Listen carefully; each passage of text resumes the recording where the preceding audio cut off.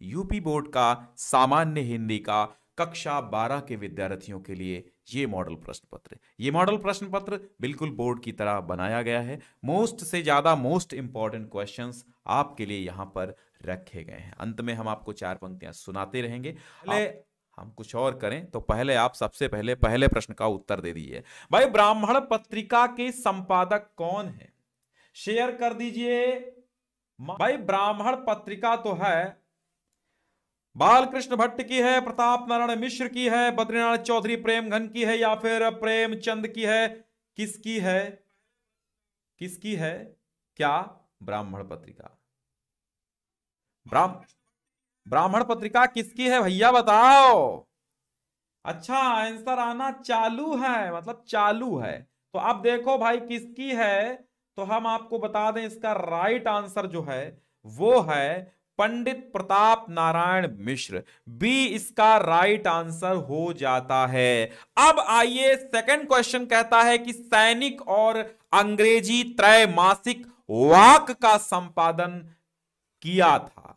वाक के संपादक कौन थे? धर्मवीर भारती थे, अज्ञेय थे, रामधारी सिंह दिनकर थे, या डॉक्टर हरिवंश राय बच्चन थे? कौन थे, जरा हमको बताइए। सैनिक और अंग्रेजी त्रैमासिक वाक, एक वाक चलती थी। वाक अंग्रेजी त्रैमासिक पत्रिका थी और सैनिक भी एक पत्रिका थी। इसके संपादक कौन थे? यहां पे रामधारी सिंह दिनकर ऐड कर लीजिएगा। यानी इसके संपादक कौन थे? रामधारी सिंह दिनकर थे, धर्मवीर भारती थे, अज्ञेय थे, या फिर डॉक्टर हरिवंश राय बच्चन? कौन थे भाई, बता दीजिए। तो सैनिक और जो अंग्रेजी त्रैमासिक वाक थी, इसके संपादक थे अज्ञेय। तो भैया शिवम वर्मा जी ने बी आंसर दे दिया है, Shreya Maurya B, Pramod Bhardwaj good evening भाई, और मोनू जी ने ए दिया है। नहीं भाई, ए नहीं है, बी है। विकास जी ने भी दिया है, लेकिन बी है इसका, है ना। पवन चौरसिया जी, चलो ठीक है, बी इसका राइट आंसर है। अगला क्वेश्चन है, रसज्ञ रंजन के लेखक कौन है? हजारी प्रसाद जी हैं और महावीर प्रसाद जी हैं, भारतेंदु जी हैं, राहुल सांस्कृत्यायन जी हैं। तो हम आपको बता दें कि देखो, सबसे पहले तो राहुल सांस्कृत्यायन जी नहीं है और भारतेंदु जी नहीं है।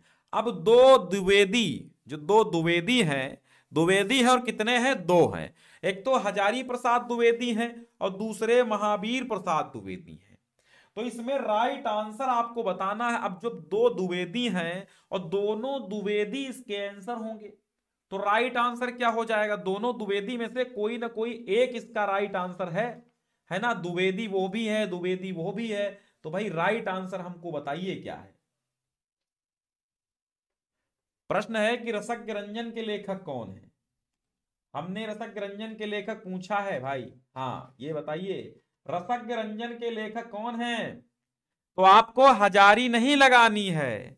बी यहां पर भी आपका राइट आंसर है, महावीर प्रसाद द्विवेदी, क्योंकि महावीर ही एक ऐसा वीर था जिसने लिखा था रसज्ञ रंजन। अब आता है अगला प्रश्न, शिकायत मुझे भी है।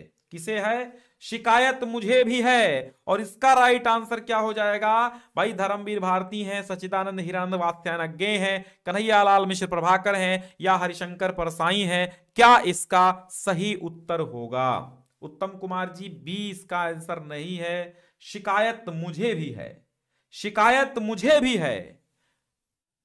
बी काट दो, मैंने पहले ही बता दिया। साक्षी मिश्रा गुड इवनिंग, शिवम सिंह, अभिषेक जी, सोमवीर सिंह जी और अभिषेक राज जी, मोहम्मद यासीन, आर्मी अभिषेक गुप्ता। इसका राइट आंसर है हरिशंकर परसाई। यहां पर आपका डी आंसर राइट हो जाता है। मनोज कुमार, प्रिंसेस रिया, विकास एंड अभिषेक शिवम, और कैडेट राज जी हैं, मोनू यादव, मनोज कुमार। आगे बढ़ते हैं। अंगा यानी अंगा से आप अपना अंग और प्रत्यंग देखिए। जैसे उनके दिन फिरे, निम्न में से किसकी कहानी संग्रह है? जैसे उनके दिन फिरे, ये किसकी कहानी संग्रह है? राइट आंसर बताइए भाई। फणीश्वर नाथ रेणु की है, जैनेन्द्र कुमार की है, या फिर अमरकांत की है, या फिर हरिशंकर परसाई की है? जैसे उनके दिन फिरे। अब जैसे उनके दिन फिरे ये है क्या? जैसे उनके दिन फिरे है क्या कहानी है। तो अब इसके लेखक बताओ, जैसे उनके दिन फिरे के लेखक कौन है।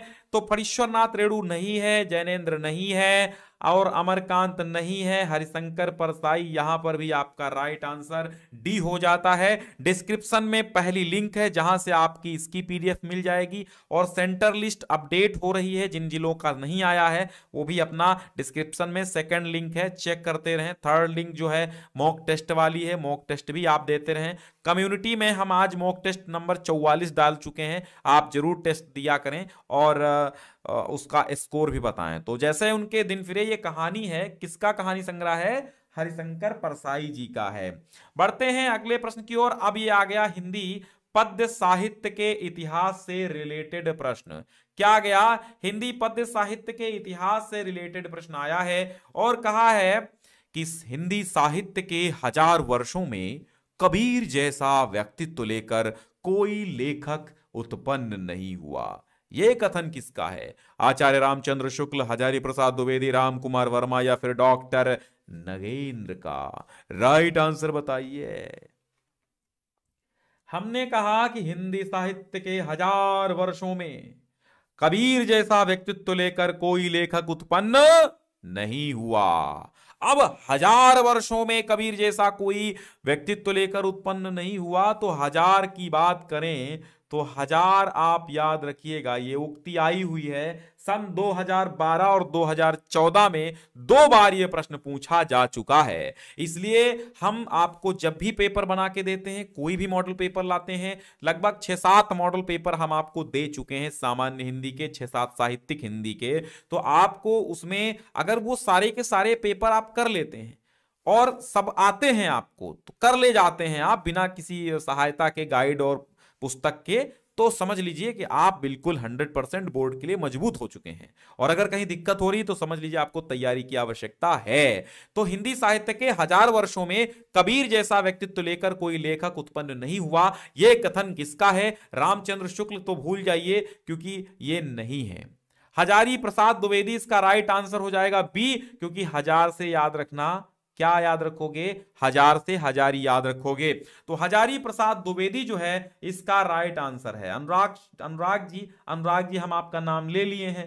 प्रिया दुबे, शॉर्ट बाबा हैं, वाह रे बाबा, और बाबा कैसे हैं, श्रेया जी हैं, वीडियो हैं, वीडियो जी हैं, वीडियो कौन है भाई, चलो अच्छी बात है, उत्तम कुमार जी। चलो भाई अगले प्रश्न की ओर चलते हैं। तुलसीदास की रचना इनमें से नहीं है, ये आपको बताना है। शेयर तो नहीं किया ना, जब तक हम आपसे हाथ जोड़ के निवेदन नहीं करेंगे, आप अपने ग्रुप में शेयर नहीं करेंगे। ग्रुप तो बने हैं ना कॉलेज के, तो शेयर कर दो भाई कॉलेज वाले ग्रुपों पर, हैं। अब वो अगर एडमिन मोड में होंगे तो जो उसका एडमिन होगा उसके पास शेयर करोगे तो सर उस पर शेयर कर दो, है ना। इंपॉर्टेंट चीज है भाई, वो लोग थोड़ा ये सब कराएंगे आपके लिए, हम जानते हैं। कॉलेज वाले 1-2 पेपर देंगे, 6-6, 7-7 पेपर आपके लिए, मॉडल पेपर ऐसे बना बना के कौन सा कॉलेज वाला देता है, नहीं देगा ना कोई। ये तो केवल यूट्यूब पे ही संभव है, हम जैसे लोग ही यूट्यूब पे देते ना, तो ये तो यूट्यूब पे संभव। मैं अपनी तारीफ नहीं कर रहा हूं, मैं बता रहा हूं जो सत्य है। तो तुलसीदास की रचना नहीं है, रामलला नाचू, पार्वती मंगल, कवितावली, रामचंद्रिका। अब आपका राइट आंसर क्या जाएगा, आप बताइए, हैं। अच्छा कर दिए शेयर, भाई धन्यवाद है जो शेयर कर दिए हैं, उनका भला, जो नहीं किए हैं सबसे ज्यादा उनका भला, और सबसे ज्यादा उनका भला जो किए हैं, सबका भला। यार दे वो भला, ना दे तू भला। तुलसीदास की रामलला नाचू बिल्कुल राइट आंसर है, पार्वती मंगल बिल्कुल राइट आंसर है, कवितावली बिल्कुल राइट आंसर है, और राइट आंसर ये नहीं है क्योंकि रामचंद्रिका केशवदास की रचना है। किसकी, केशवदास की रचना है। और रामचंद्रिका के लिए छंदों का अजायब घर कहा गया है रामचंद्रिका को। कठिन काव्य का प्रेत केशवदास को कहा गया है, और कठिन गद्य का प्रेत अज्ञेय को कहा गया है। कठिन गद्य का प्रेत किसे कहा गया, अज्ञेय को। कठिन काव्य का प्रेत केशवदास को कहा गया है। छंदों का अजायब घर और रामचंद्रिका को कहा गया है, ठीक है, क्योंकि इसमें विभिन्न प्रकार के छंदों का प्रयोग है रामचंद्रिका। आगे बढ़ो, और रीतिकालीन कवि हैं कौन से इनमें से, रीतिकालीन कवि हैं भैया, रीतिकालीन की हम बात करते हैं। तो रीतिकाल में जो रहे हैं आपके बिहारी हैं। बिहारी तो बहुत ही मजबूत रहे, बहुत ही याद उनको करते हो, लेकिन यहां पे बिहारी ऑप्शन नहीं है, तो चुनो रीतिमुक्त, रीतिबद्ध, रीति सिद्ध कोई हो उसको लगाओ। मीराबाई तो नहीं है, रसखान तो नहीं है, द्विजदेव, बिल्कुल यही तो राइट आंसर है आपका। यहां पर सी राइट आंसर हो जाता है, विद्यापति नहीं होगा। तो सी यहां पर रीतिकालीन कवि द्विजदेव हैं। गणानंद बोधा, आलम, द्विजदेव ठाकुर, ये सब क्या है, रीति मुक्त कवि हैं। दिनकर को ज्ञानपीठ पुरस्कार मिला था भाई साहब, यहां पे वर्ष की बात की जा रही है, 1970 में, 71 में, 72 में, 74 में, कब मिला था, कब मिला था, कब मिला था दिनकर को ज्ञानपीठ पुरस्कार, कब मिला था? हमारे हर एक पेपर को उठा के देख लीजिए फ्यूचर डॉक्टर प्रिया जी, श्रेया जी, अर्शिफा खान जी, मैं हमेशा पेपर को मेहनत से टाइप करता हूं और आपके लिए लाता हूं। कोई भी मैं इधर उधर का उठा के नहीं देता हूं, क्योंकि मैं जानता हूं जो चीजें इंपॉर्टेंट हैं वो आपकी आवश्यकता इस समय पूरी करें, वही बेहतर है। तो इनमें से 1972 राइट आंसर हो जाएगा। उर्वशी के लिए, उर्वशी के लिए इनको ज्ञानपीठ पुरस्कार 1972 यानी 1972 में मिला था रामधारी सिंह दिनकर को। अब बात करते हैं कि इनमें से किस समय सीमा को द्विवेदी युग के नाम से जाना जाता है। तो भाई द्विवेदी युग का प्रारंभ महावीर प्रसाद द्विवेदी के काल से माना जाता है। महावीर प्रसाद द्विवेदी के नाम पर इसका नाम रखा गया था, है ना। तो द्विवेदी, जो महावीर प्रसाद द्विवेदी थे, उन्होंने 1900 में पत्रिका का संपादन 1903 से प्रारंभ किया था और 1900 से ही द्विवेदी युग माना जाता है। तो 1900 से लेकर के 1922 तक मानिए, क्योंकि 1920 के आसपास इनकी मृत्यु हो गई थी, तो 1922 तक, यानी कि आपका इसमें भी सी राइट आंसर हो जाएगा। कुछ लोग 1900 से 1920 तक ही मानते हैं, तो आप दोनों ऑप्शन सही कर लीजिएगा। 1900 से 1920 और 22 दोनों सही हैं, ठीक है, दोनों सही हैं। और ऑप्शन अब आप पूछोगे दोनों आ जाए तो कौन लगाएंगे, तो दोनों आ जाए तो 20 लगा देना।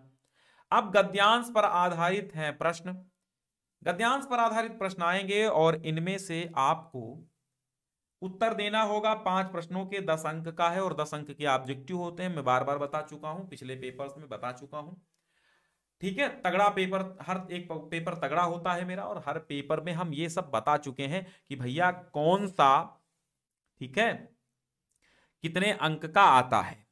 तो जन का प्रवाह अनंत है, अब इसको पहचान कर दो, इसको पहचानो और कमेंट करो कि ये किस पाठ से लिया गया है। चूंकि हमने ये पाठ पहले ही गद्यांश कैसे पहचानते हैं वो हम बता चुके हैं। तो जन का प्रवाह अनंत है, भाई साहब जन शब्द पहले आ गया है, जन शब्द याद रखिए, भूमि आ गया है, भूमि याद रखिए, राष्ट्रीय आ गया है, राष्ट्र आ गया है, तो बस कुछ दिक्कत नहीं है भाई साहब, ये राष्ट्र का स्वरूप है ना। और आंसर दे भी दिया गया है, सत्यम पाल ने आंसर दिया है, और सोमवीर सिंह ने, और खुशी की दुनिया ने, और शुभम मौर्य जी ने भी।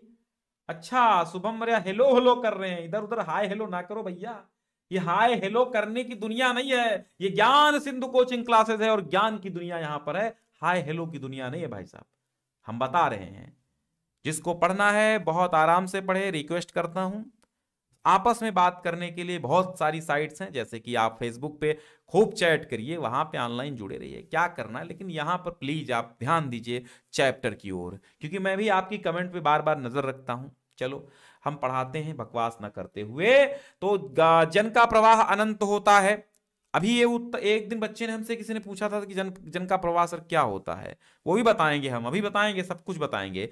तो सहस्त्रों वर्षों से भूमि के साथ राष्ट्रीय जन ने तादाद में स्थापित किया है। तादाद मीन्स समन्वय, समन्वय मीन्स मतलब एडजस्टमेंट किया है। जब तक सूर्य की रश्मियां नित्य प्रातः काल भुवन को अमृत से भर देती हैं, तब तक राष्ट्रीय जन का जीवन भी अमर है। इतिहास के अनेक उतार चढ़ाव पार करने के बाद भी राष्ट्र निवासी जन नई उठती लहरों से आगे बढ़ने के लिए अजर और अमर हैं। जन का संततवाही जीवन नदी के प्रवाह की तरह है, जिसमें कर्म और श्रम के उत्थान के अनेक घाटों का निर्माण करना होता है। अगर आप एक लाइन पढ़ेंगे और प्रत्येक लाइन में आप प्रश्न बनाएंगे, जन का प्रवाह अनंत होता है, तो यहीं पर आप पढ़ते समय ही प्रश्न बना लो किसका प्रवाह अनंत होता है। उत्तर आ गया जन का। सहस्त्रों वर्षों से भूमि और तथा के साथ राष्ट्रीय जन ने क्या प्राप्त किया है तादाद में, तो राष्ट्रीय जन ने किसके साथ तादाद में प्राप्त किया है? शास्त्रों वर्षों से भूमि के साथ। यही ट्रिक है उत्तर करने की। उपयुक्त पाठ के गद्यांश का नाम, लेखक का नाम आप जान ही गए हैं। रेखांकित अंश की व्याख्या की बात आई है, तो भाई रेखांकित अंश की व्याख्या एकदम सरल होती है, कुछ इसमें दिमाग नहीं लगाना होता है। आपको करना है ये, लेखक डॉक्टर वसुदेव शरण अग्रवाल के अनुसार, जब तक धरती पर सूर्य की किरणें प्रतिदिन आती रहेंगी और इस धरा को अमृत से भरती रहेंगी, यानी आपको अपनी भाषा में बात करना है, इस धरा को अमृत से भरती रहेंगी, तब तक राष्ट्र के लोगों, राष्ट्र के निवासियों का जीवन भी अमर है, अर्थात ये मानवता भी अमर है। ठीक हो गया। अब कहता है थर्ड क्वेश्चन। थर्ड क्वेश्चन ये कह रहा है कि भाई जन का प्रवाह से क्या तात्पर्य है? ये रहा जबरदस्त क्वेश्चन।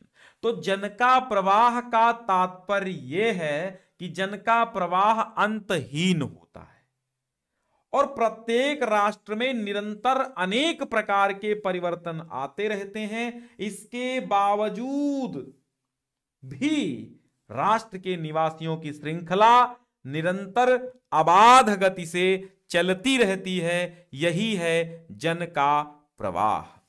समझ में आया? आप लिखेंगे जन का प्रवाह से क्या तात्पर्य, तो आप लिखेंगे कि जन का प्रवाह अनंत होता है, यानी कि अंतहीन होता है। सदियों से जन का प्रवाह चला आ रहा है और चिरंतन रहा है, शाश्वत है, निरंतर यह चलता रहेगा और राष्ट्र के निवासियों की जो श्रृंखला है वो निरंतर अबाध गति से चलती रहेगी। यही है जन का प्रवाह, है ना। जैसे नदी बहती रहती है, ऐसे मानवता चलती रहती है। 100 पीढ़ियां, हमारे बच्चे, हमारे बच्चों के बच्चे, हमारे बच्चों के बच्चे, बच्चों के बच्चे, ऐसे ये जन का निवास रहेगा। हम लोग किसी पीढ़ी खत्म हो जाएंगे, अगली सैकड़ों पीढ़ियां आती रहेंगी, हम लोग सैकड़ों वर्ष पहले मर चुके होंगे, आगे की जब सैकड़ों पीढ़ियां आएंगी, तो यही है जन का प्रवाह। राष्ट्र जीवन निवासी जन किसके समान आगे बढ़ने के लिए अजर और अमर हैं। उत्थान के घाटों का निर्माण कैसे होगा? एक में ही 2 प्रश्न पूछ लिए गए। तो राष्ट्र निवासी जन किसके समान? तो नदी के समान। किसके समान? नदी के प्रवाह के समान आगे बढ़ने के लिए अजर और अमर हैं। अब आप पूछेंगे अजर मींस क्या होता है? जो कभी बूढ़ा ना हो। तो ना तो कभी बूढ़े होने वाले हैं, ना तो कभी मरने वाले, ये चीज मतलब इसका अर्थ होता है। तो अजर और अमर हैं। उत्थान के घाटों का निर्माण कैसे होगा? कैसे होगा उत्थान के घाटों का निर्माण? तो उत्तर लिखिएगा कि नदी का प्रवाह निरंतर प्रवाहित होने के कारण बीच बीच में जो डेल्टा छोड़ता जाता है, इसी प्रकार राष्ट्र के जन के भी अपने कर्म और श्रम द्वारा उत्थान के अनेक प्रतीक, अवशेष, चिन्ह छोड़ते चले जाते हैं। यही होता है घाटों का निर्माण। ठीक है। हाँ, तो कर्म और श्रम के द्वारा ही अनेक उत्थान के घाटों का निर्माण होगा। यहां भी ऐसा भी आंसर आप लिख सकते हैं, कोई दिक्कत नहीं है। यहां पे घाटों लिखिएगा। जो कुछ भी हम इस संसार में देखते हैं वो ऊर्जा का ही स्वरूप है। जैसा कि महर्षि अरविंद ने कहा है कि हम ऊर्जा के ही अंश हैं। इसलिए जब हमने ये जान लिया है कि आत्मा और पदार्थ, हमने ये जान लिया है कि आत्मा और पदार्थ दोनों ही अस्तित्व का, वजूद का हिस्सा हैं, वह एक दूसरे से पूरा तादाद में, पूरा समन्वय, पूरा एडजस्टमेंट रखते हैं। तो हमें यह एहसास भी होगा कि भौतिक पदार्थों की इच्छा रखना किसी भी दृष्टिकोण अर्थात किसी भी नजरिए से शर्मनाक या गैर आध्यात्मिक बात नहीं है। ओके बेटा। अब यह कहता है गद्यांश के पाठ का नाम और लेखक का नाम बताइए। हिचकिचाए जो मुसाफिर पार हो पाए नहीं, और जिनने हिम्मत बांध ली वो सख्त दरिया पार थे। अब आपको क्या करना है? हिम्मत बांधनी है कि पीछे रहना है? इसलिए हम यही कहते हैं, जिस समय में जो काम आपको मिला हो, जिस समय में जो भी काम आपको मिला हो, उस समय उस काम को बेहतरीन ढंग से करना चाहिए। इस समय आपके माता पिता ने आपको पढ़ने का काम दिया है, तो कृपया आप पढ़ें, उनके सपनों के धुआं ना करें। चलो, तो ये कहां से लिया गया भाई? अभी देखिए, आप लोग थोड़ा सा हमको आंसर कर दीजिए, ये पाठ का नाम और लेखक का नाम। तो देखिए बच्चे हमारे खुशी की दुनिया कह रहे हैं, और कि हम और हमारा आदर्श, बिल्कुल भाई, हम और हमारा आदर्श तेजस्वी है ना, तेजस्वी मन से के संपादित अंश हैं। और जब तेजस्वी मन के संपादित अंश हैं, तो आपको समझ में आ गया होगा इसके लेखक भी। तो बताओ कौन लेखक हैं? इसके लेखक कौन है बताओ? इसके लेखक कौन हैं? हम ऊर्जा के ही अंश हैं। तो इसके लेखक कौन हैं? लेखक बताइए, हम और हमारा आदर्श के। अरे आप जानते हैं, इसके लेखक हैं डॉक्टर एपीजे अब्दुल कलाम। ठीक है, चलो अब रेखांकित अंश की व्याख्या। रेखांकित अंश की व्याख्या कहती कि लेखक के अनुसार आत्मा और पदार्थ दोनों क्या हैं? ऊर्जा के ही अंश हैं। और जब दोनों ऊर्जा के अंश हैं, तो परमात्मा के भी अभिन्न अंश हैं। इसलिए समस्त पदार्थ और भौतिक जगत जो भी है, हमारे आध्यात्म का ही एक महत्वपूर्ण पहलू है, हिस्सा है। और यही कारण है कि कोई भौतिक पदार्थों की इच्छा रखता है तो किसी भी नजरिए से, किसी भी दृष्टिकोण से ना तो ये लज्जाजनक है और ना तो गैर आध्यात्मिक बात है। समझ में आया कि आप भौतिक पदार्थ क्या होते हैं? अब आप कहेंगे भौतिक पदार्थ क्या होते हैं? गाड़ी, बंगला, मोटर, गाड़ी, है ना, बंगला, गाड़ी, झुमके, कंगना, ये क्या है? ये भौतिक पदार्थ हैं। तो इन सब की इच्छा रखना कोई गलत बात नहीं है, क्योंकि हम ऊर्जा के अंश हैं और वो भी ऊर्जा का अंश है। कौन? आध्यात्म, परमात्मा। इसलिए किसी भी दृष्टिकोण से भौतिक पदार्थों की इच्छा रखना गलत नहीं है, न तो गैर आध्यात्मिक बात है, यह भी आध्यात्म से जुड़ा है। महर्षि अरविंद ने कहा, क्या कहा है कि भाई हम ऊर्जा के ही अंश हैं, यही तो कहा है। अच्छा, हम इस संसार में जो कुछ भी देखते हैं वो क्या है भाई? वो क्या है? ऊर्जा का ही स्वरूप है ना। अस्तित्व और तादात्म्य शब्दों का अर्थ बताइए। तो अस्तित्व का अर्थ होता है वजूद। क्या होता है? वजूद, वजूद, ठीक है, वजूद या माहात्म्य, वजूद या माहात्म्य, वजूद या महात्म्य। महात्म्य कैसे लिखेंगे? ऐसे लिखेंगे माहात्म्य, माहात्म्य वजूद कह सकते हैं, दोनों बातें। और तादात्म्य का अर्थ क्या होगा? तादात्म्य का अर्थ क्या होगा? अभिन्न संबंध। इसका होता है अभिन्न संबंध, इसी को कहते हैं तादात्म्य, अभिन्न संबंध। ठीक है, याद रखिएगा, अभिन्न संबंध, अभिन्न संबंध या समन्वय या फिर सामंजस्य। तो तदनंतर बैठी सभा उठज के आगे, नीले वितान के तले दीप बहु जागे, नीले वितान के तले दीप बहु जागे, टकटकी लगाए नयन सुरों के थे वे, हाँ टकटकी लगाए नयन सुरों के थे वे, परिणामों सुकून भयातुरों के थे वे, उत्फुल्ल करौंदी कुंज वायु रह रह गर, उत्फुल्ल करौंदी कुंज वायु रह रह कर, करती थी सबको पुलक पूर्ण मह मह कर, वह चंद्रलोक था कहाँ चांदनी वैसी, प्रभु बोले गिरा गंभीर नीर निधि जैसी, प्रभु बोले गिरा गंभीर नीर निधि जैसी, हे भरत भद्र अब कहो अभीप्सित अपना, सब सजग हो गए, सब सजग हो गए, पूर्ण हुआ ज्यों सपना, भंग हुआ ज्यों सपना। ये आगे की पंक्तियां हैं। तो यहां पर अगर आपसे पूछा जाए कि दो पात्र कौन बात कर रहे हैं, तो एक तो रामचंद्र जी हैं और दूसरे हैं कौन? कैकेयी। लेकिन यहां पर बातचीत नहीं हो रही है। यहां पे किसने अपनी कौन वाणी बोला? तो राम बोले। क्या बोले? देखो, तदनंतर मतलब होता है इसके पश्चात। जो सभा थी वो उटज अर्थात कुटिया के आगे लग गई। संपूर्ण सभा विराजमान है। नीले वितान अर्थात नीले तंबू अर्थात नील गगन के नीचे बहुत सारे दीप जगमग कर जग उठे और टकटकी लगाए नयन सुरों के थे वे।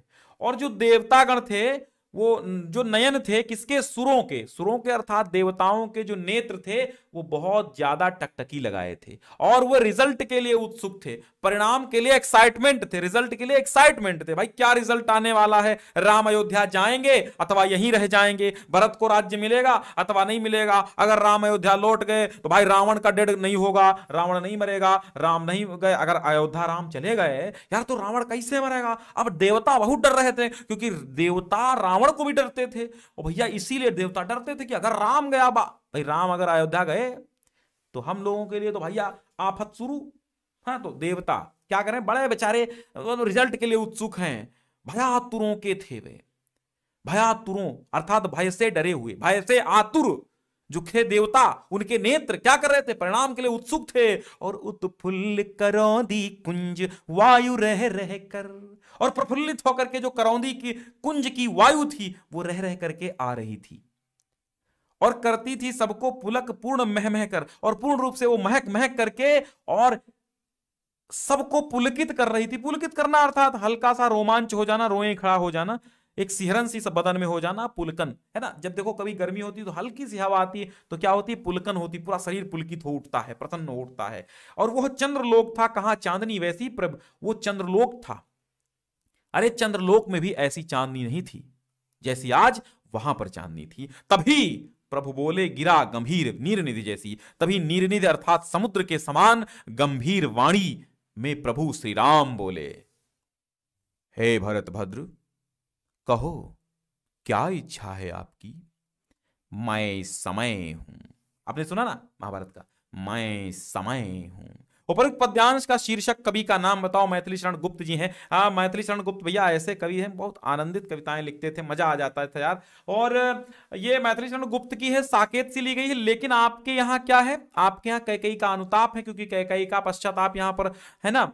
तो रेखांकित अंश की व्याख्या क्या मैंने पूरे की बता दी। भरत किसे लेने चित्रकूट गए थे? तो भैया सीधी सी बात है, राम को लेने गए थे, है ना। अयोध्या का राज्य किसे मिला था? अयोध्या का राज्य भैया भरत को मिला था। प्रभु बोले गिरा गंभीर नीर निधि जैसी में पंक्ति में कौन सा अलंकार है? तो जैसी है ना, तो उपमा अलंकार, सीधी सी बात है। नीर निधि जैसी के जैसी की तरह के भांति के समान, तो कौन आए? तो ये उपमा आ गया, हो गया उत्तर, कोई दिक्कत नहीं। हेलो आगे बढ़ो। तुम मांसहीन तुम रक्तहीन है, अस्थि शेष तुम हस्तिहीन तुम, शुद्ध बुद्ध आत्मा केवल है, चिर पुराण है चिर नवीन है, चिर पुराण है चिर नवीन।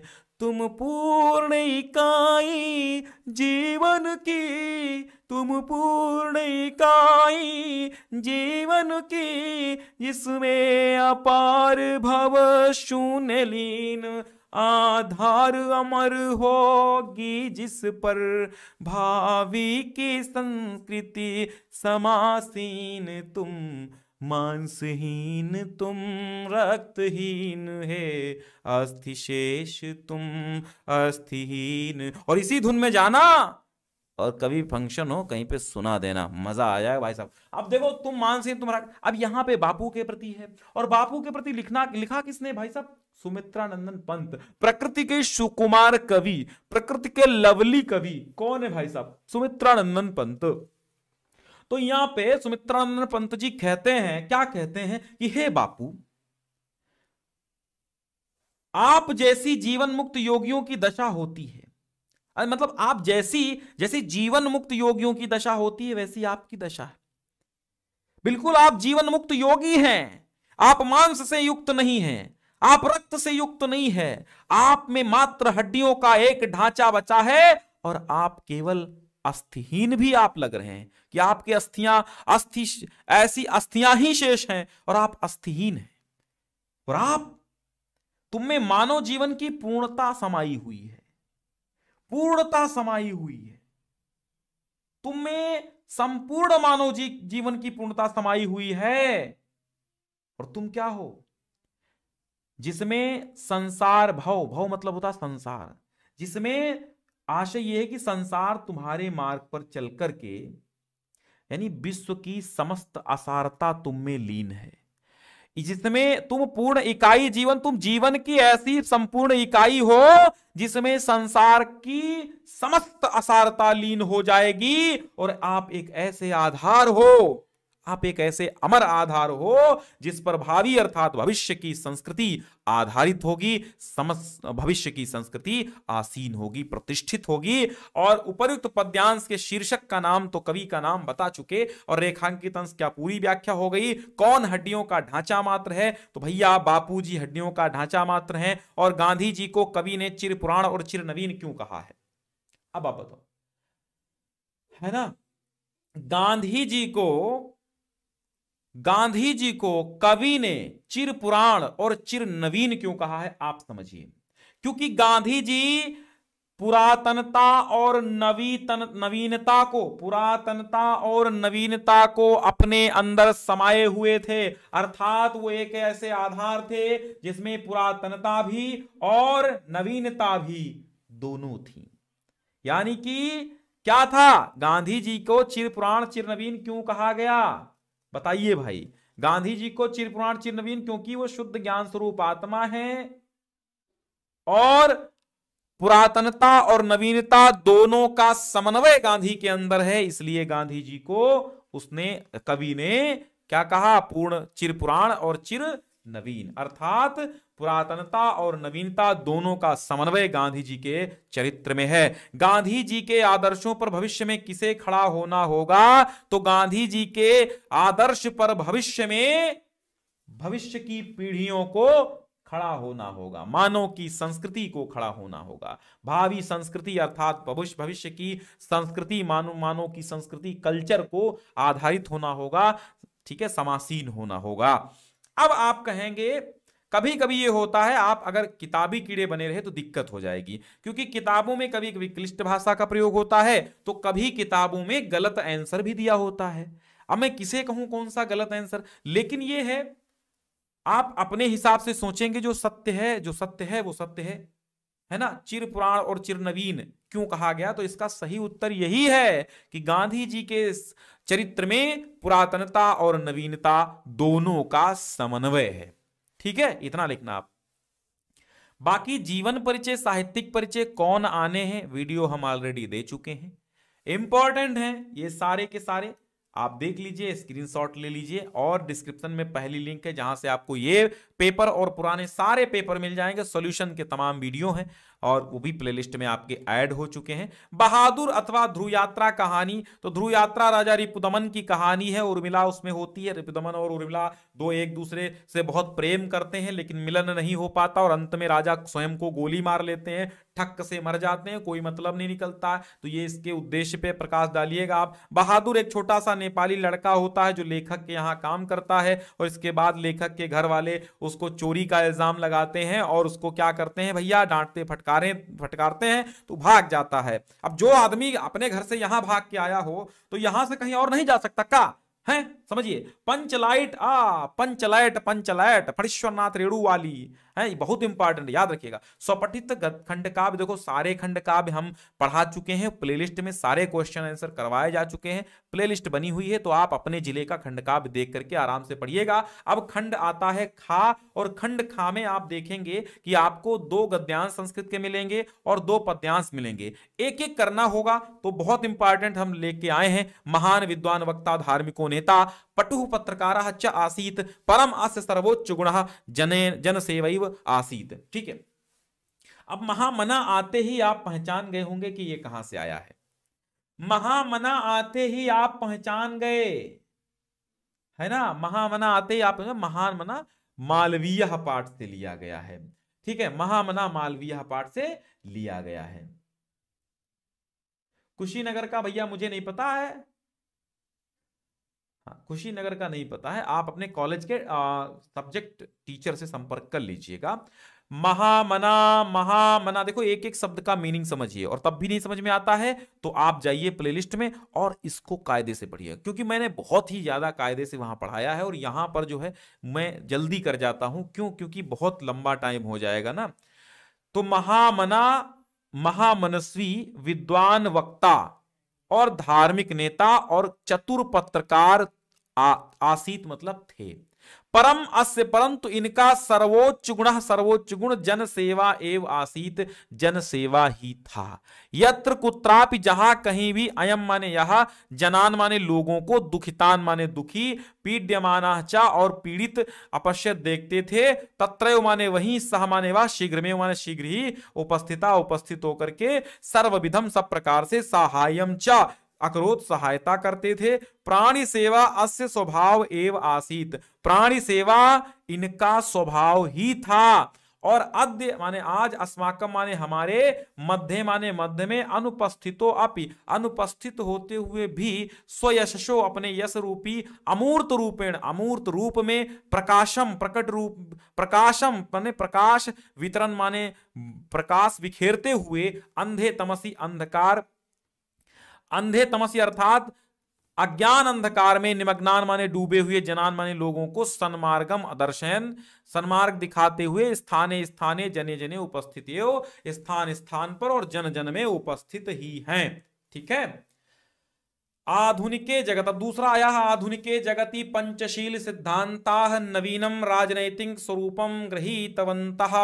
आधुनिके जगति आधुनिक जगत में पंचशील सिद्धांत नवीन राजनैतिक स्वरूपम गृहीतवंता स्वरूप ग्रहण कर लिए हैं। एवं चार इस प्रकार व्यवस्थिता, इस प्रकार वे व्यवस्थित हैं।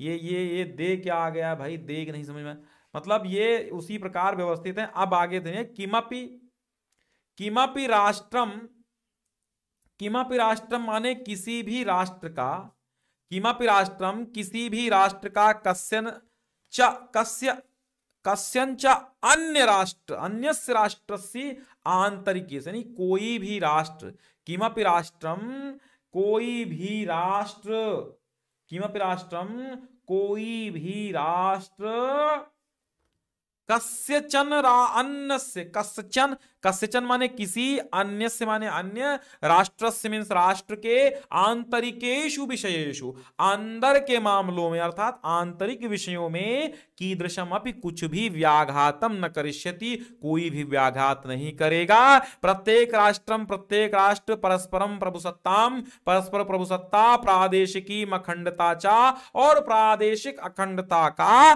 सम्मान कर, सम्मान करेगा।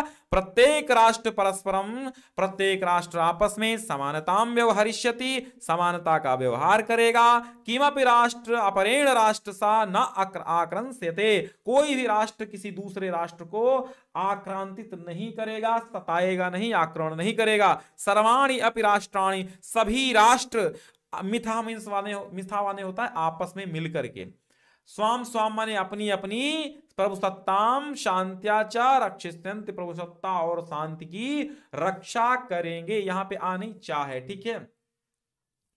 दिए गए श्लोकों में से ससंदर्भ हिंदी अनुवाद कीजिए। भैया देखो कल हमने उसमें भी बेतिसजती वाला लगा लिया था, किसमें, साहित्यिक हिंदी में, और ये सामान्य हिंदी में भी आया। क्यों आया, अब आप उसका कारण समझ सकते हैं। मोस्ट इंपॉर्टेंट है, सुभाषित रत्नानी से एक श्लोक आएगा तो आएगा 100%, और सामान्य हिंदी में तो 100 नहीं, 200 नहीं, 500% मैं गारंटी ले सकता हूं कि एक श्लोक आपका सुभाषित रत्नानी का ही होगा। सुभाषित रत्नानी तैयार कर लीजिए श्लोक, बाकी कोई दिक्कत नहीं है। तो ऋषयो राक्षसीम आहु वाचम उन्मत्त दृप्तयो, कहने का मतलब यह है, ऋषयो मतलब होता है ऋषियों ने, ऋषियों माने ऋषियों ने, उन्मत्त और दृप्तयो माने अहंकारी, उन्मत्त दृप्तयो, उन्मत्त यानी मतवाले और अहंकारियों की, वाचम मीन्स वाणी को, ऋषियों ने राक्षसीम आहु राक्षसी कहा है, राक्षसी मीन्स होता है राक्षसी, आहु मीन्स कहा है, तो ऋषियों ने राक्षसी कहा है किसको, वाचम वाणी को, किसकी वाणी को, उन्मत्त दृप्तयो जो है मतवाले, और दृप्तयो माने घमंडी, अहंकारी और मदमस्त घमंड में चूर लोगों की वाणी को राक्षसी कहा है। सह माने वह, योनि माने होता है जननी, योनि मीन्स जननी, जन्म देने वाली, सर्व वैराणाम समस्त प्रकार के वैरों की, और सा माने वही, ही लोकस्य माने लोक की, साही लोकस्य निवृत्ति, और वही इस संसार की निवृत्ति अर्थात समस्त झगड़े का कारण है, नाश का कारण है। ठीक है, सारे झगड़े का कारण, निवृत्ति मत मीन्स होता है झगड़ा या नाश दोनों, तो निवृत्ति झगड़ा नाश या कलह का कारण क्या है, वही कौन सी, राक्षसी वाणी। अब राक्षसी वाणी क्यों कहा, जो लोग घमंड से सनी हुई वाणी बोलते हैं वो रावण वाली भाषा होती है। रावण भी कैसे बोलता था, तुच्छ वानर, मैं कुछ तुझे नहीं समझता, ये रावण भी वैसे ही बोलता था।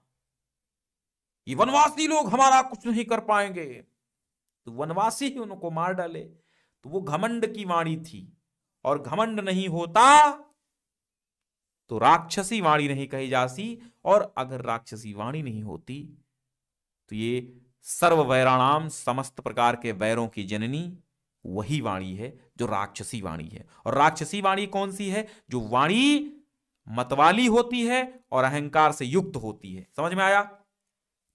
अब देखो, व्यतिसदच मीन्स होता है मिलाता है, व्यतिसजति पदार्थानंतरः कोऽपि हेतुः न खलु बहिरुपाधीन प्रीतयः संश्रयन्ते विकसति पतंगस्य उदये पुंडरीकं द्रवति च हिमरसमौदगते चंद्रकांतः।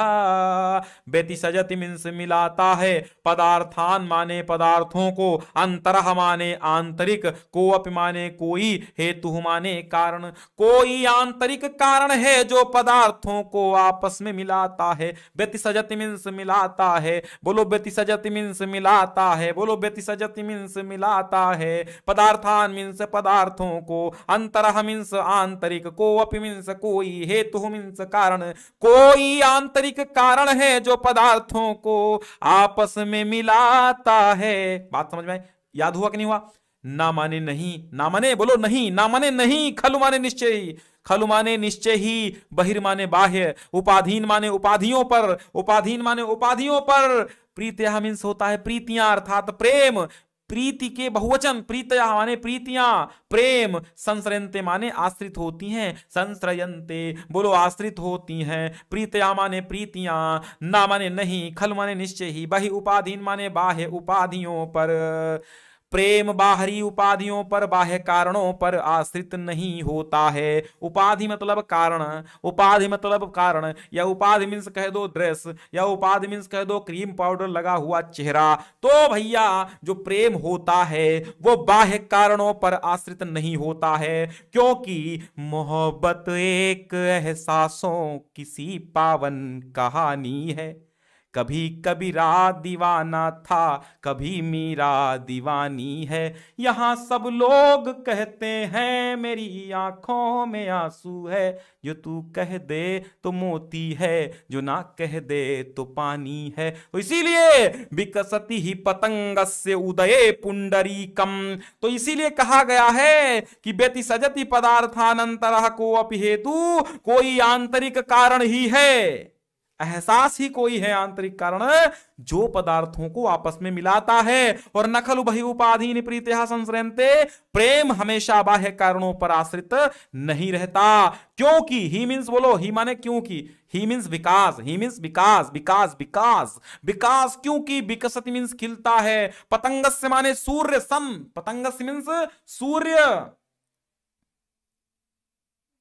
है, विकसति ही पतंगस्य, पतंगस माने सूर्य के उदय होने पर ही, विकसति मीन्स खिलता है, खिलता है क्या, पुंडरीक मीन्स कमल, क्योंकि सूर्य के उदित होने पर ही कमल खिलता है। और द्रवति मीन्स में पिघलती है, चा माने और, हिमरश्मि माने चंद्रमा के उदगते माने हिमरशम उदगते, अर्थात चंद्रमा के उदित होने पर ही चंद्रकांता, चंद्रकांत मणि पिघलती है। तो चंद्रकांत मणि क्यों चंद्रमा को देखकर पिघलती है? क्योंकि वो आंतरिक प्रेम है उसका।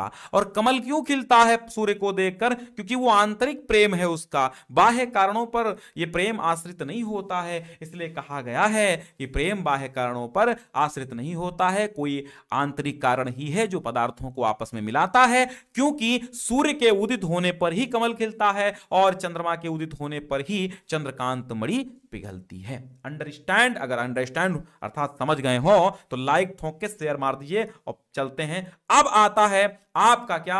आंखों का तारा होना, अत्यधिक दुलारा होना, आंखों का तारा होना, ज्यादा ही प्यारा होना। राम कौशल्या के आंखों के तारे थे, दशरथ के राज दुलारे थे। तो अब आंखों का तारा होना, आंखों का तारा होना, ज्यादा से ज्यादा दुलारा होना, अत्यधिक दुलारा होना, मुझे संवारे चमकाए खुद, भद्दा होती जाती है छिड़काए पर, मन में दुगनी श्रद्धा होती जाती है। जीवन की सर्वोत्तम पूंजी उसे गंवाना पाऊंगा, मैं तो होता हूं जवान, मां वृद्धा होती जाती है। अपनी माँ बाप की आंखों के सपने कभी चूर मत होने देना, क्योंकि तुमको लेकर के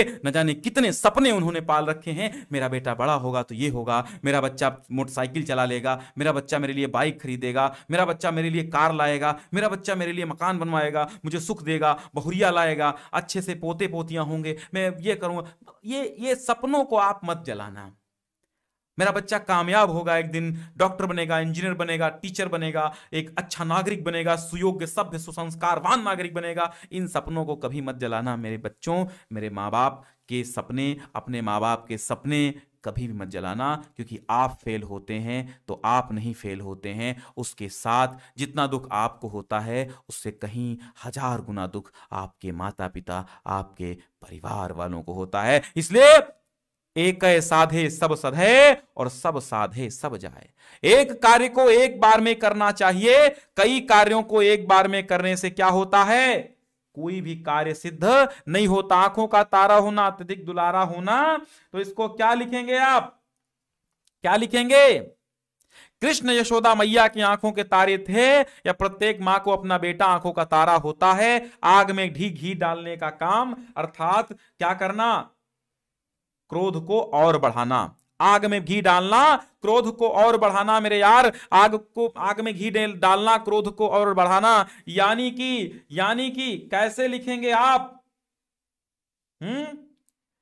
कभी किसी झगड़े में गड़े मुर्दे उखाड़ने से आग में घी डालने का काम होता है। एक पंथ दो काज, एक तीर से दो निशाने, अर्थात एक कार्य की सिद्धि से दूसरे कार्य की भी सिद्धि हो जाना। एक पंथ दो काज, है ना? एक पंथ दो काज इसी को कहते हैं कि एक प्रयत्न से दोहरा लाभ हो जाए। एक साधे सब सधे, सब साधे सब जाए, अर्थात कार्य सिद्धि के लिए एक का ही सहयोग, मतलब एक कार्य सिद्धि के लिए ही सहयोग लेना चाहिए, मतलब कार्य सिद्धि के लिए, एक कार्य की सिद्धि के लिए ही काम करना चाहिए। समझिए, एक छोड़ी दूजी को धावे, आधी मिले न कुत्ता पावे। मतलब वही है कि एक कुत्ता जा रहा था, उसने तालाब में देखा कि मेरे पास आधी रोटी है, और उसने अपनी ही परछाई देख ली, वो कह रहा आधी वो भी छीन ले। तो वही है, एक साधे सब सधे, सब साधे सब जाए। हैं, आप सोचें हम काम भी कर लें, हम पढ़ाई भी कर लें, हम मोबाइल में फिल्मों देख लें, पुष्पा वाली, पुष्पराज, हैं वो, ये सब करोगे तो चला जाएगा। हमेशा एक नाव पे सवार होना चाहिए। एक विषय के 2 ट्यूशन नहीं पढ़ना चाहिए, मैं आपको बता रहा हूं। एक विषय एक ही अध्यापक से पढ़ना चाहिए, हमेशा ध्यान रखना, नहीं तो ये वाला यही होगा काम आपका। तो अब शब्दों के संधि विच्छेद करना है। नदीशः,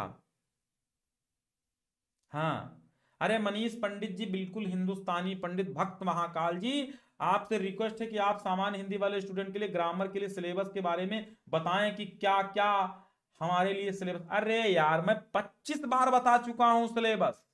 आप प्लेलिस्ट में देखो 30% आप सिलेबस हम कब का बता चुके हैं। हम हमेशा नए सेशन की क्लासेस चालू होने से पहले हम सबसे पहले अपना सिलेबस ही बताते हैं बेटा, कौन सा पढ़ना है कौन सा खोना है ना। तो समझिए आप, नदीशः का संधि विच्छेद क्या होगा, बोलो नदीशः का संधि विच्छेद, नदी धन ईशः हो जाएगा, बोलो नदीशः। C is the right answer. Description में लिंक पहली है जहां से आपको ये पेपर डाउनलोड करना है और भविष्य के लिए सुरक्षित रखना है, और परीक्षा के एक दिन पहले इसको एक बार रिवीजन कर लेना, सब हो जाएगा। मधुराक्षरम, अधरम मधुरम वाला, मधुराक्षरम, मधुर धन अक्षरम, मधुर है दो अक्षर, मधुर धन अक्षरम, मधुराक्षरम, बी इसका राइट आंसर होगा। और आप बताएंगे, अब आप कमेंट कीजिए कि निम्न में से शब्दों की विभक्ति और वचन का चयन कीजिए।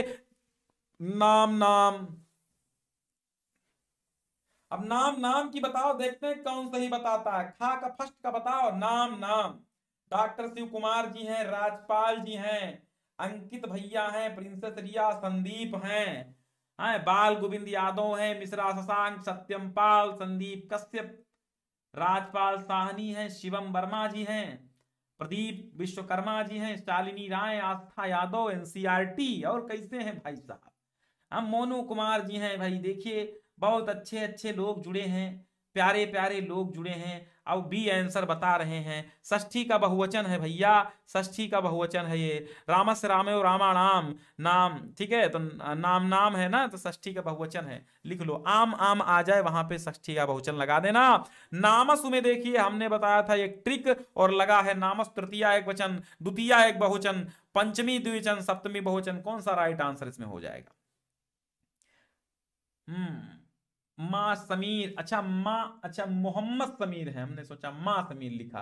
श्रेया मौर्य हैं, शिवम पटेल, राम जी भैया, ओमपाल सिंह हैं, अच्छा हिमांशु हैं, विक्रांत गौतम जी हैं। चलो आगे बढ़ो और देखते हैं, मम्मी के प्यारे लाल जी हैं। हाँ वो पापा की परी लोग लिखते थे, आप मम्मी के प्यारे लाल हैं, बहुत अच्छी बात है।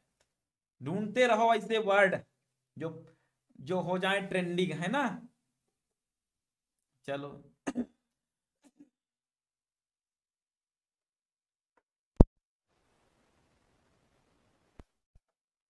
हाँ भैया, तो आगे बढ़ते हैं। अब आगे बढ़ते हैं तो क्या मिलता है हमें। नामस में सप्तमी बहुवचन है, बिल्कुल। डी जिन लोगों ने लगाया है वो राइट है, जिन बच्चों ने डी लगाया है वो बिल्कुल राइट है। हम समझिए जिन लोगों ने डी लगा। अब देखिए शब्द युग्मों का सही चयन करना है। अंबुज और अंबुज, अरे नहीं यार, एक है अंबुद यहां पे, एक है अंबुद।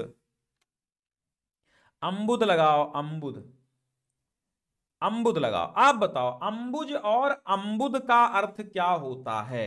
अंबुज में लगा है जा, अंबुद में लगा है दा। तो दा मीन्स होता है देने वाला, और जा मीन्स होता है उत्पन्न। तो अंबु मीन्स होता है जल, और जल में जो उत्पन्न है वो कौन है, जल जो देता है वो कौन है। तो जल में उत्पन्न है कमल, और जल जो देता है वो है बादल। तो कमल और बादल, अंबुज और अंबुद, ठीक है। तो ए आपका राइट आंसर है। अब ये आया है गजब का, कपिश और कपीश, कपिश और कपीश। बताओ कपिस और कपीश में क्या, मटमैला और अंगद, सुग्रीव और काला, बाली और सुग्रीव, मटमैला और सुग्रीव। एक बार बहुत पहले हमने कराया है आपको, ये 2020 में आया हुआ है। मोनिका भारती, बाल गोविंद जी, आस्था यादव जी, सिमरन पाल जी हैं, और श्रेया हैं, हाँ प्यारे लाल जी, शालिनी राय, मैथ स्टार हैं, एनसीईआरटी आयुष कुमार। चलो भाई ये लोग सी डी बोल रहे हैं। तो कपिश मीन्स होता है मटमैला, और कपीश मीन्स होता है सुग्रीव। तो राइट आंसर हो जाएगा डी, है ना। अब यहां कहता है कि एक के दो अर्थ, अर्थात अनेक शब्दों, एक शब्द के अनेकार्थी आ गया। तात मीन्स होता है पिता, तात मीन्स होता है भाई, तात मीन्स होता है बंधु, तात मीन्स होता है पुत्र। तो आपको कितने अर्थ लिखने हैं, दो लिखने हैं। तो पिता और भाई। दाम मीन्स होता है रस्सी, दाम मीन्स होता है पैसा। तो दाम मीन्स रस्सी, पैसा भी हो जाएगा, है ना। दाम मीन्स क्या होता है, रस्सी भी होता है, और दाम मीन्स पैसा भी होता है। और पानी का मतलब बताओ, पानी जो जानते हो, पानी गए ना उबरे और मोती मानुष चून, वही वाला पानी है। तो पानी क्या रहता है? दाम माने मूल्य, रस्सी, माला, ढेर होता है ना। साम दाम दंड भेद राजनीति युक्तियों में से एक होता है। तो पानी बताओ, पानी का मीन्स होता है तेज, और पानी का मतलब होता है जल, जल और तेज ये सब होता है पानी का। हाँ चलो भाई आगे बढ़ते हैं। अब आपको वाक्यांश के लिए एक शब्दों का चयन करना होगा, चूंकि मैंने कम्युनिटी में वाक्यांश के लिए एक शब्द, अनेक शब्दों के लिए एक शब्द वाला हमने टेस्ट तैयार करके दे दिया था आज ही। तो 10 क्वेश्चन वो जरूर कर लीजिएगा। कम्युनिटी में 44 नंबर की पोस्ट पड़ी हुई है, तो आप देखेंगे तो आपको लिंक वहां मिल जाएगी। डिस्क्रिप्शन में भी मॉक टेस्ट की लिंक दे दी जाती है। तो जो वचन से परे हो, यहां बताओ, जो वचन से परे हो, जो वचन से परे हो, परे मीन्स होता है अलग, जो वचन से अलग हो, जो वचन से न हो, जिसका वह वचन का वाणी द्वारा वर्णन न किया जा सके, जिस वचन का वाणी द्वारा वर्णन न किया जा सके, जिसका जिसका वचन का, यानी जिस वचन का वाणी द्वारा जिसका वर्णन, ये है, जिसका वर्णन वाणी द्वारा न किया जा सके, उसको क्या कहते हैं? बोलो क्या कहते हैं? उसको कहते हैं अनिर्वचनीय। बिल्कुल ए जिन बच्चों ने दे दिया है राइट आंसर है। सबा परवीन जी हैं, युवराज सिंह जी हैं, के तिवारी हैं, प्रभाकर रतन जी हैं, विक्रांत भैया। चलो हाँ आगे आंसर देना है आपको। जिसने काल पर विजय पाई हो वो था रावण। तो किसने काल पर विजय पाई हो?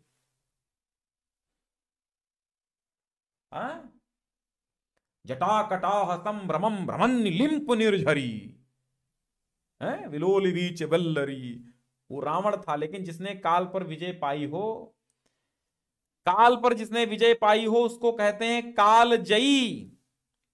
ठीक है। और ये हो गया 2 वाक्यों को शुद्ध करके लिखना है। महादेवी वर्मा एक प्रसिद्ध कवि हैं। यार कवि थोड़ी है महादेवी वर्मा, इतना नॉनसेंस है का आप। महादेवी वर्मा एक प्रसिद्ध कवयित्री हैं, और कवयित्री की स्पेलिंग गलत मत करना वरना कट जाएंगे अंक। कवयित्री देख लो ऐसे लिखा जाता है। आपकी सौजन्यता सराहनीय है। देखो भैया ये कोई तो बात नहीं है, आपकी सौजन्यता सराहनीय है? आपकी सौजन्यता सराहनीय नहीं, आपकी सौम्यता सराहनीय है। क्या? सौम्यता, आपकी सौम्यता सराहनीय है। सभी छात्रों में रमेश बहुत श्रेष्ठ है। सभी छात्रों में रमेश बहुत श्रेष्ठ नहीं है भाई, सभी छात्रों में बहुत नहीं लगेगा, रमेश श्रेष्ठ है। श्रेष्ठ तो है ही है, बहुत श्रेष्ठ, श्रेष्ठ मीन्स होता है बहुत अच्छा। तो बहुत बार बार थोड़ी लगता है, बहुत मतलब नहीं लगता श्रेष्ठ के साथ। मुझे एक ठंडा गिलास पानी, नहीं, मुझे एक गिलास ठंडा पानी चाहिए। तो ठंडा कहां लिखेंगे? यहां पे लिखेंगे। अब शांत रस का स्थायी भाव बताइए आप। शांत रस का स्थायी भाव क्या होता है? शांत रस का स्थायी भाव क्या होता है? फटाफट बता दीजिए हमको आप। शांत रस जानते हो क्या होता है? जहां पर बात की जाए काहे की? भगवान की भक्ति की बात की जाए, मतलब संसार से बिल्कुल नाता तोड़ दो, संसार मिथ्या है, संसार बेकार है, तो वहां क्या होता है? वहां शांत रस होता है। जैसे अब लो नसानी अब ना नसई हो, राम कृपा भो निशा सिरानी, जागे फिरी न डसई हो, अब लो नसानी आए हो। कबीर का लिख दीजिए, कोई दिक्कत नहीं है।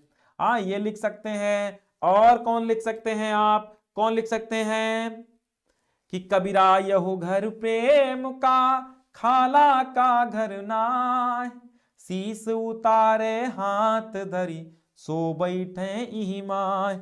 संत, ये भी शांत रहे, भगवान की उसके अंदर की बात की जा रही है। हालांकि भगवान इसमें वो भक्ति रस हो जाएगा, वो मत लिखना। अबलो नसानी अब ना सही हो, ये लिख देना। हास रस का उदाहरण स्थायी भाव। हास रस का स्थायी भाव हास होता है। शांत का निर्वेद होता है। ठीक है, शांत का क्या होता है? निर्वेद होता है। विभाव अनुभाव, तो निर्वेद नाम, प्राची दीक्षित जी, निर्वेद नामक स्थायी भाव, विभाव अनुभाव, व्यभिचारी भाव आदि के द्वारा जब पुष्ट होता है तो शांत रस की निष्पत्ति होती है।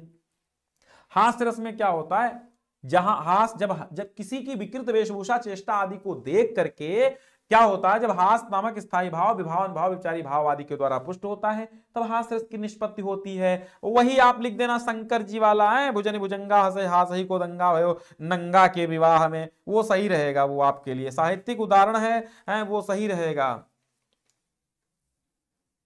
वो सही रहेगा। या फिर ऐसे लिख देना, नाना वाहन नाना वेशा बिहसे शिव समाज निज देखा, को मुखहीन बुप विपुल मुख काहू, बिन पद कर को बहुबा बिन पद कर को बहुबाहु, ऐसे लिख देना। या फिर आपको लिख देना है क्या कि दोना पात बबूल का पर तनिक पिसान, और राजा रानी करत हैं छठे क्षमा है दान, ये लिख सकते हैं। या फिर आप क्या लिख सकते हैं, खद्दर कुर्ता भक भको नेता जैसी चाल, यही बानक मोमन बसो सदा बिहारी लाल, के बांके बिहारी है। आहा, चलो भाई आगे बढ़ते हैं और अगला लेते हैं क्या, रूपक अलंकार। जब उपमेय में उपमान का भेद रहित आरोप हो वहां रूपक अलंकार होता है, और उपमेय में उपमान की संभावना हो वहां उत्प्रेक्षा अलंकार होता है। इसके पहचान वाले शब्द मनमानो जनु जानो है, और इसमें क्या होता है, इसमें योजक चिन्ह लगा होता है, आप जानते हैं। जैसे आप रूपक अलंकार कैसे लिखेंगे, चरण कमल बंदो हरिराई लिख देना, ये भी आपका रूपक अलंकार हो जाएगा, है ना। और उदित उदयगिरी मंच पर रघुबर बाल पतंग, बिकसे संत सरोज बिकसे संत सरोज सब हर्षे लोचन भृंग, ये लिख देना, है ना, ये भी हो जाएगा भैया, ठीक है। और फिर कहता है उत्प्रेक्षा अलंकार मनु मानो जन जानो, वही लिख देना, मनो नील मन शैल पर आतप पर्यो प्रभात, हो जाएगा। और फिर कहते हैं सोरठा या फिर दोहा छंद, या देखो ये नहीं बताएंगे, सिंपल से हैं, सोरठा दोहा का उल्टा होता, दोहा का उल्टा सोरठा होता है, सीधी बात है। सोरठा में क्या होता है, सोरठा में 11 और 13 में मात्राएं होती हैं, और इसमें क्या होता है 13 और 11 होती हैं बस। और जैसे सोरठा का हम सुना देते हैं आपको एक उदाहरण, क्या सुनाते हैं कि राम स्वरूप तुम्हार बयन अगोचर बुद्धि पर, अभिगत अकथ अपार, नेति नेति नित निगम कह, नेति नेति नित निगम कह, हो गया।